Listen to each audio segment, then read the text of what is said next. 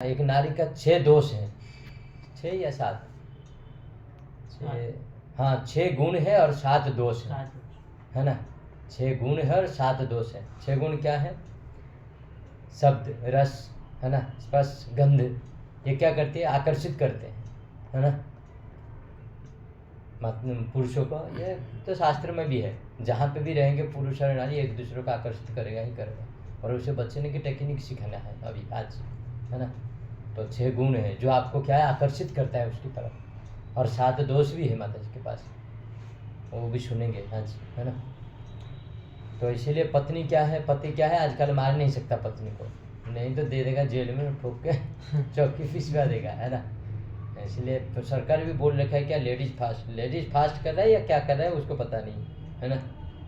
इसलिए स्त्री संघर्ष से बचना बहुत जरूरी है। अभी जो शादी कर लिए तो उनका तो बैंड बज ही रहा है। मैंने कहा अभी आप लाइफ का मजा ले रहे हो, लाइफ का सजा तो पता चलेगा जो शादी किया आपके साथ बच्ची कुछ है ना। इसीलिए हम लोग जब तक भगवान की सही से, भगवान के साथ अटैचमेंट नहीं होते और ये सब चीज़ से पीछे नहीं हटते, सही चीज़ को पता नहीं करते, नीति शास्त्र को, फिर हम लोग गड्ढे में गिरते हैं। और वानप्रस्थ आश्रम इसलिए कहा जाता है कि आप लोग क्या है, पूरा 25 साल की उम्र में पूरा 18 घंटा पढ़ के बॉडी को पूरा टाइट करके रखते हैं। आजकल यहाँ कोई सोता नहीं है, पता है आपको। हमारा कोई जंगल फंगल के आसपास लोग सोते हैं, लेकिन आप लोग कोई सोते नहीं हो। क्यों पूछिए? क्योंकि यहाँ ऑक्सीजन ही अच्छा नहीं है। कितना प्रदूषण है। दिल्ली तो नंबर 1 में आता है ना, भारत में नंबर 1, अभी वर्ल्ड में भी 2 नंबर चला गया है। अच्छा, दिल्ली, हाँ, है ना। यहाँ कोई सोता नहीं है, यहाँ बस थक जाता है बॉडी तो हम लोग नीचे पड़ जाता है, लेट जाते हैं। तो हम लोग सोच रहे, इसीलिए आप लोग को सुबह जगाया जाता है तो आप लोग क्या है, उठ नहीं पाते। अगर आप सही से सोओगे ना तो सुबह आराम से उठ जाओगे, फ्रेश होकर उठोगे और थकावट भी नहीं लगेगा। और आप लोग सुबह उठते हैं तो क्या थकावट लगता है ना, क्यों? क्योंकि ऑक्सीजन सही मिल रहा है। आजकल बड़े बड़े अपार्टमेंट में तो हम रह रहे हैं, पर उसमें क्या नहीं है, ऑक्सीजन नहीं है। कैसे? पहले एक छोटा सा घर होता था, उसका 4 खिड़की होती थी और चारों तरफ से अच्छी हवा आती, ताज़ी हवा। आजकल एक ही अपार्टमेंट इतना बड़ा हो गया और खिड़की कितना, इतना छोटा सा है ना, उसमें ऑक्सीजन कितना आएगा? अब रह रहे हो 4 लोग, उसके लिए ऑक्सीजन भी तो चाहिए। पहले लोग जमीन में, किसान लोग जमीन में काम करते थे, कितना मेहनत करते थे गर्मी में, है ना, धूप में, फिर भी पत्नी को आके शाम को मुस्कुरा के बातें करते थे। और आप लोग तो इसी में जॉब कर रहे हो, फिर भी आके क्यों चिड़चिड़ा? पत्नी एक कुछ शब्द बोल देती है, तुरंत है हो गया काम। क्यों? ये जानना जरूरी है। ऑक्सीजन सही से नहीं मिल रहा है हम लोग को, हम लोग वैसे जिए जा रहे हैं। इसलिए परफेक्ट आराम की ज़रूरत है। जैसे साइंस कह रहा है कम से कम 6 घंटा, और जो ज़्यादा मेहनत कर रहे हैं उसको 7 घंटा सो ही जाना चाहिए। उससे मतलब कॉम्प्रोमाइज़ नहीं करना चाहिए।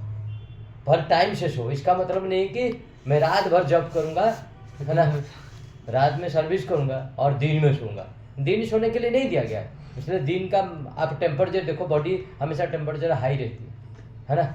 और रात में सोने के लिए क्यों दिया गया? दिन में जितना टेम्परेचर आपका गर्म रहता है, रात में उसको ठंडा कर देती है ना। और कहा जाता है 8 से 10 बजे जब हम सो जाते हैं ना, तो 24 घंटे का थकावट दूर कर देती है। और गांव में अक्सर ऐसे ही होती है, 8 बजे तक सो ही जाते हैं, है ना।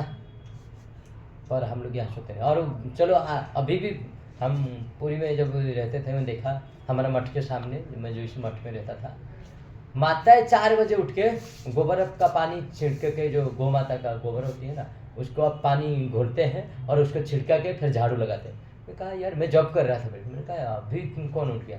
देखा तो सारे माता जी अपने अपने घर के सामने झाड़ू कर रहे हैं। ये आदत अभी भी है उड़ीसा में, है ना। मैं सोच रहा था चला गया होगा, इतने साल से मैं बाहर हूँ, पर अभी भी है, सोचिए। तो वहाँ पे बच्चे भी जग जाते हैं। आप जब सोते हैं ना, तब वो ब्रश करके खा के पढ़ाई करने के लिए बैठ जाते हैं 5 बजे तक, है ना, बच्चे।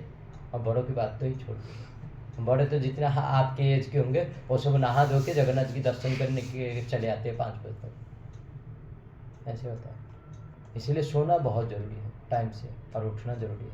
जब आप ये 2 चीज़ करोगे तभी जाके आप क्या है, बाकी चीज़ें सही से कर सकते हैं। तो जब ये नहीं करेंगे फिर हम लोग क्या होते हैं, नीचे हम बाकी सब नहीं कर पाते। इसलिए श्रीधर गोस्वामी का एक टीका का है कि श्लोका लाए हैं, अभी आपके ऊपर पढ़ा प्रहार होगा, है ना। आपदा अर्थम धनम रक्षित, धनम अपि प्राणैरपि, है ना। क्या कह रहे?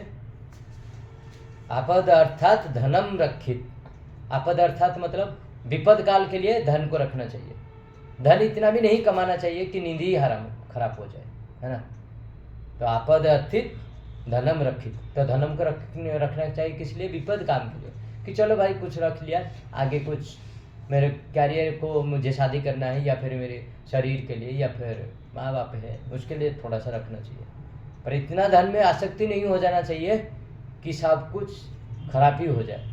आजकल बहुत लोग इसीलिए हो रहे, जितना भी मिल जाए वो हो रहे, है ना।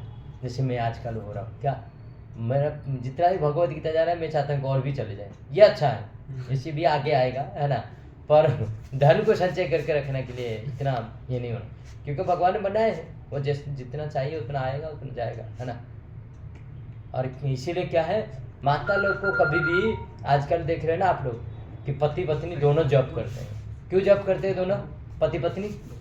कि प्रभु जी हम लोग बहुत सारे कर्जा लाए हैं, हमारा कर्जा छुड़ा। लाया क्यों कर्जा? लाया हो तो दम होना चाहिए ना छुड़ाने के लिए। तो पत्नी को कभी जॉब वाले मत शादी करिएगा, है ना, क्योंकि शादी करेंगे तो भोगना पड़ेगा। क्यों? क्योंकि सोचो ना, वो रहेगा एक जगह में, आप रहोगे एक जगह में। आप कभी कॉल कर रहे हो और बोल रहे हो कि एंगेजमेंट आ रहा है ना, और आके मुझे आके बोल रहे हैं ना, अभी 3 प्रभु जी है, वो आते नहीं क्लास में।